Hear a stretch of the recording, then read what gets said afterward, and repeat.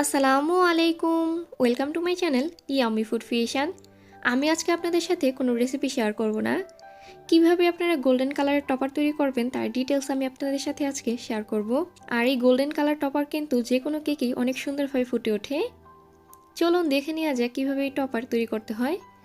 প্রথমেই আমি white chocolate একদম ছোট ছোট টুকরো করে কেটে নিয়েছি। যেই চকলেট দিয়ে আমি টপার তৈরি করি সেই চকলেটগুলো আমি কিনে আনার পর রুমের স্বাভাবিক তাপমাত্রাতেই রেখে দিই, ফ্রিজের নর্মালে রাখি না। আর আপনারা যদি ফ্রিজের নর্মালে চকলেট রেখে দেন সেক্ষেত্রে অবশ্যই 2 ঘন্টা আগে ফ্রিজের নর্মাল থেকে বের করে এরপর ছোট ছোট টুকরো করে কেটে নেবেন। একটা পাত্রে খুব ভালোভাবে পানি গরম করে নিয়েছি, আর গরম করার পর সাথে সাথে চুলাটা অফ করে দিতে হবে। আর এই গরম পানির ওপরে চকলেটের বাটিটা রেখে এখন এই চকলেট মেল্ট করে নিতে হবে। এই পর্যায়ে কোনোভাবেই কিন্তু আর আমরা চুলাটা অন করব না, এই পানির গরমে চকলেটটা খুব ভালোভাবে মেল্ট হয়ে যাবে।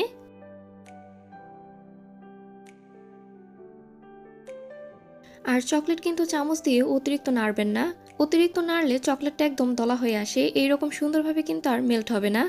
যখন এইরকম মেল্ট হয়ে আসবে তখন সাথে সাথে চুলা থেকে নামিয়ে নিচ্ছি। আমি এখানে 3 ধরনের সিলিকনের চকলেট মোল্ড নিয়েছি, ছোট পিনাটা, ডেয়ারি এবং মাঝারি সাইজের পিনাটা। আমি এখানে 100 গ্রাম হোয়াইট চকলেট মেল্ট করে নিয়েছি। এই 100 গ্রাম চকলেট থেকে আমি ছোট সাইজের 8টা চকলেট বার তৈরি করে নিচ্ছি। আর এই ফাঁকা জায়গাগুলো একটা কাঠির সাহায্যে খুব ভালোভাবে ফিল আপ করে দিতে হবে। হালকা ট্যাপ করে রুমের স্বাভাবিক তাপমাত্রায় রেখে দিচ্ছি 10 মিনিটের জন্য। এরপর ফ্রিজের নর্মালে রেখে দেব 2 মিনিটের জন্য। এখন যেহেতু শীতের দিন, এটা কিন্তু ফ্রিজের নর্মালে রাখারও কোনো প্রয়োজন নেই। একই রকমভাবে আমি পিনাটাগুলো তৈরি করে নিচ্ছি। আমি এখানে ছোট সাইজের 6টা পিনাটা তৈরি করে নিচ্ছি, আর মাঝারি সাইজের পিনাটা তৈরি করে নিচ্ছি 2টা। আর এটা কিন্তু একদম পুরোপুরি ফিল আপ করে নেওয়ার কোনো দরকার নেই, শুধুমাত্র চকলেটটা ভালোভাবে কোট করে নিলেই হয়ে যাবে। এটা পুরোপুরি ফিল আপ করতে গেলে আমাদের 300 গ্রাম চকলেট প্রয়োজন হবে। সবগুলো চকলেট ভালোভাবে সেট করার জন্য আমি 2 মিনিটের জন্য ফ্রিজের নর্মালে রেখে দিয়েছিলাম। এখন ফ্রিজের নর্মাল থেকে এই চকলেট বারগুলো বের করে নিচ্ছি। আমি এখানে গোল্ডেন ডাস্ট কালার নিয়েছি।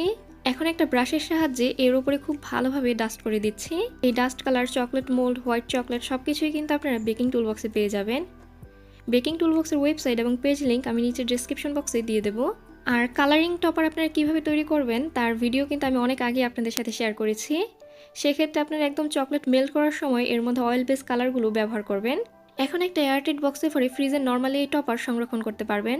একসাথে বেশি করে টপার তৈরি করে অনেক দিনের জন্য কিন্তু এই টপার ব্যবহার করতে পারবেন। এখন এই টপার দিয়ে আমি একটা কেক সাজিয়ে নিচ্ছি। দেখতেই পারছেন গোল্ডেন কালার এই টপারগুলো দিয়ে কেক সাজালে কেকটা কতটা সুন্দর লাগে। আশা করি আমার আজকের এই সহজ টপারের ভিডিও আপনাদের কাছে ভালো লেগেছে। ভালো লেগে থাকলে প্লিজ আমার চ্যানেলটা সাবস্ক্রাইব করবেন।